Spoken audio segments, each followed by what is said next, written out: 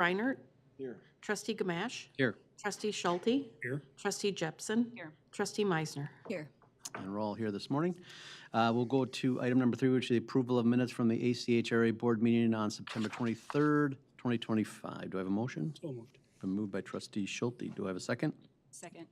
Second by Trustee Jepson. Any changes? Hearing and seeing none. All in favor signify by saying aye. Aye. Oppose?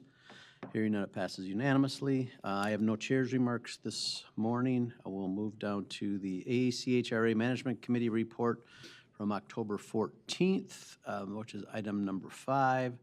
Okay, let me get to here. We've got informational items only. For the informational purposes, the committee reviewed the local affordable housing LAHA, or the statewide affordable housing SAHA legislative platform items for possible inclusion in the 2026 Anoka County legislative platform. And basically, that is what we're going to talk about, and that's the thing we have to actually pass today. That's the legislative platform of us trying to get the state to include some funding Correct. for administration. And that was on it's kind of in that support with others. We'll be talking about that later this afternoon. So that was one of the items. The other is the going over the plan for those two programs. So. Okay, so that was item, so that's going to be item 6 of our other ones. So there's nothing really we have to do with the work, from the committee report. No. Got it. Okay, so we'll move right down into item number 6, and that's to consider approving the proposed plan for the 2025 local affordable housing aid and the statewide affordable housing aid programs. Yes. Tanya. Thank you, trustees, chair and trustees. I just wanted to go over it a little bit for your purposes, because I know Trustee Heinrich wasn't there, but also for the public's purpose. I put together a much shorter PowerPoint than the one I put in your file. So the housing aid programs are our 2025 plan. Again, this is similar to what you guys were just talking about with the capital needs plan for the county. It's a plan, right? So we can change it, we can make modifications, but I just want to kind of go over the parameters in which we can use the funding for. So again, this is the two programs we're talking about is the local affordable housing aid and the statewide affordable housing aid. So the local affordable housing aid was created by a metro sales tax, 25-cent sales tax. And so this is just a breakdown of the sales tax comes in, 50% of that goes to the counties, 25% to cities, 25% goes straight to the state for the rental assistance program. And then the statewide affordable housing aid, which is almost the same exact language, except for it's a state appropriation versus a sales tax. And that goes to all the counties, and so we're one of them. Qualified projects, so the things we can use the funds for, again, this is a very housing-focused program.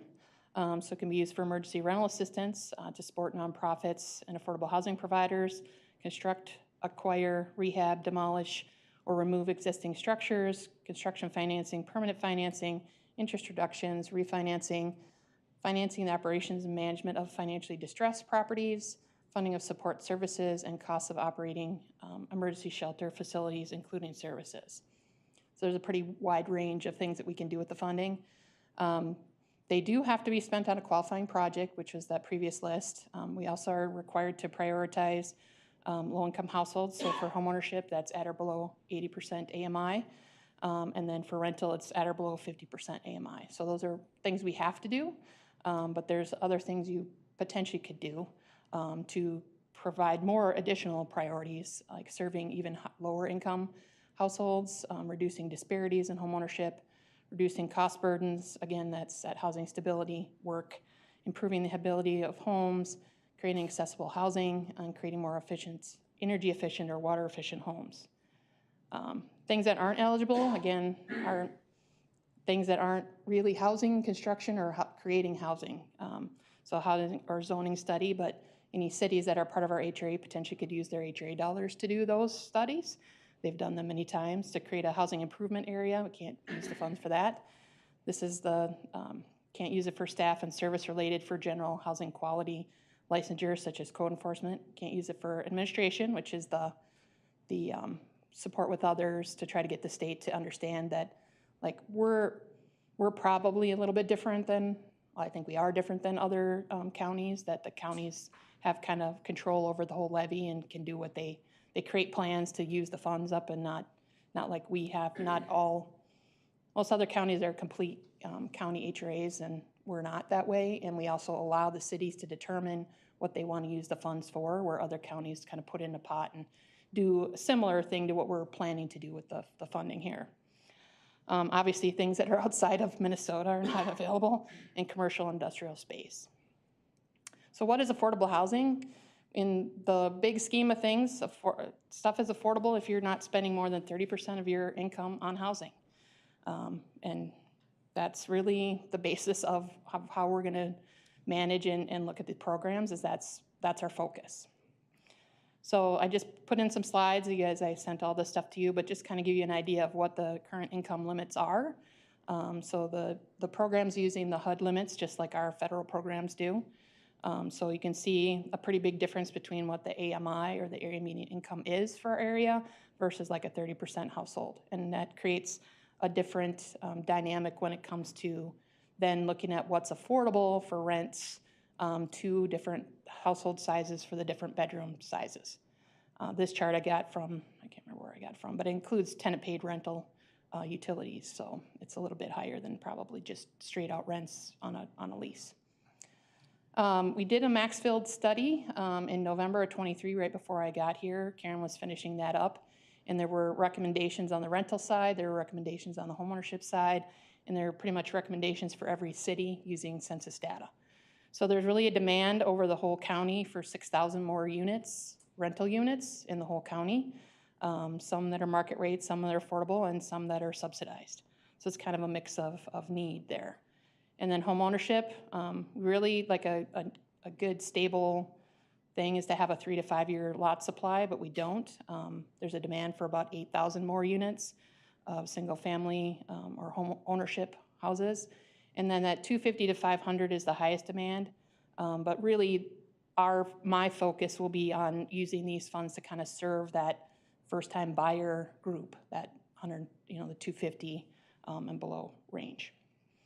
That was just kind of a overall need thing. I gave you guys a whole bunch of other data and statistics, and I could talk all day about the need, but just want to get to the actual plan itself. So these are the 8 amounts that we've received in 23, 24, and then 25. The 23 and 24, if you remember, you guys have allocated that to essentially that Columbia Heights project. Whether we'll need it all there or not, I don't know yet. But I think I gave you guys an update that both of the projects that we have kind of given funds to have not received no letters from the State Housing Finance Agency. So fingers crossed, that's a really good indication that they might get their funding this round. So we'll be able to do the Columbia Heights and that Blaine project. So then we're really just talking about the 25 funds. And kind of, again, that housing continuum of, this isn't exactly the same one as before, but you can kind of see the prevention, emergency shelter, housing stability. Most of our work is going to be in that housing stability area, which is serving the 0 to 80 or 115% AMI households. We are going to do some service funding to give to human services for the prevention and the shelter work too. But most of them does that. So again, there's kind of 3 big buckets that we're proposing to use the funds in, that homeless and prevention work, which again, that'll be to the Human Services Department. Then gap financing for rental projects, whether that's new construction, acquisition, or rehab, or helping out any existing, like I'm thinking about like ACAP's whole portfolio of properties that maybe those don't have any additional existing restrictions on them, so they kind of fall into that NOAA or naturally occurring affordable housing group now because they don't have restrictions on them anymore. And then gap financing for homeownership, whether that's development, so like the work that we've been doing with the federal funds with Habitat and other developers, or down payment assistance programs or homeowner rehab programs. And that could include single family, it could include manufactured homes, it could be like the gamut of things there. And then this is just our recommendation or what we're proposing to use the funds for, which again, to give Human Services, kind of an annual allocation of the funds or piece of the money to do that prevention and homeless work. And then most of the funds will kind of fall into the other two groups of rental and homeownership development. I think that's all I have. So if anybody's got any questions, I know you guys had a few questions at the management team meeting, so. Sure. Questions? Trustee Jepson. Thank you. So with a lot of fraud concerns going on, rightfully so, in the state of Minnesota, what parameters within the legislation or what parameters have you thought about in how we distribute these dollars and knowing that they're going to the people, the organization, the landowner, whoever, that these dollars are actually being used for the purpose in which they're intended? Well, that'll be part of our RFP process. There isn't anything, I'll be honest, there isn't anything that I've read in the statute that created both these programs that talk about that at all. I think my best guess is that the state was assuming that a lot of the people that would get the funding have programs already, that they would just add the funds to and increase the amount of work that they're doing. We will have a pretty strenuous RFP process like we do with the federal money, because we obviously have to worry about the federal program. So for like the rental projects, it will have the same kind of requirements of making sure that, the developer has the experience and capacity to do the work, and that they also have the experience and capacity to keep the projects affordable for the long term. So we're planning to do kind of a coordinated RFP with our federal funds and these funds, a homeownership and a rental application. But we'll be going through making sure that people have the capacity to do it, and then we would be doing ongoing compliance monitoring of some kind. We haven't figured all that stuff out yet. I'm guessing that most of the rental projects will be paired with other funding sources, like the Columbia Heights and the Blaine project. They'll have tax credits on them, and so the state obviously has the State Housing Finance Agency has a lot of layers and a lot of protections in the work that they do, and then we'll have ongoing compliance with that. So I'm sure we'll piggyback on some of that, so we're not doing it over again. But we have a lot of things in place, and I think we talked a little bit on the homeownership side, that it would be a needs-based program if we did like down payment assistance, and that we would be striving to make sure that whatever program we creates stability and successful homeownership. And so that's just a lot of kind of how you put the programs together to kind of keep people, making sure that we're owner occupying. That would be one of the requirements. If you get down payment assistance, you have to owner occupy that property during the period of time that you have the loan, just like we do with our federal programs. So we check that every year. We have somebody go through and check the county records, and then we're also typically on their homeowner's insurance, so we're getting information about them living in the unit or not living in the unit, and then we have people that follow up on that too. So there'll be some stuff at the beginning of the RFP process, and then some will be compliance monitoring that we'll be doing. Thank you. Other questions? Seeing none? Okay. Anything else you want to add before we? Nope, I just appreciated the feedback at the meeting, and if you guys have questions anytime, you can let me know. If there's anything that comes up or some of your cities call you, I believe that I'm showing or giving this presentation or some version of it in a couple of days to the city staff that's working on their own funding, to they wanted to see what we were planning to do, and so I'm just going to kind of lay it out for them as well. But if you have cities that are asking you questions, I mean, once we get stuff created, I'm happy to give it to people. I did that many times during the neighborhood stabilization work that I did in Hennepin, where I created programs and then Minneapolis copied and Dakota County took stuff. And I mean, we don't own anything while we're here. It's all county stuff. So happy to share and help people through it too. Excellent. Trustee Schulte. Yeah, Mr. Chair, I would go ahead and move the 2025 LAHA and SAHA program plans. Thank you. Do I have a second? Second.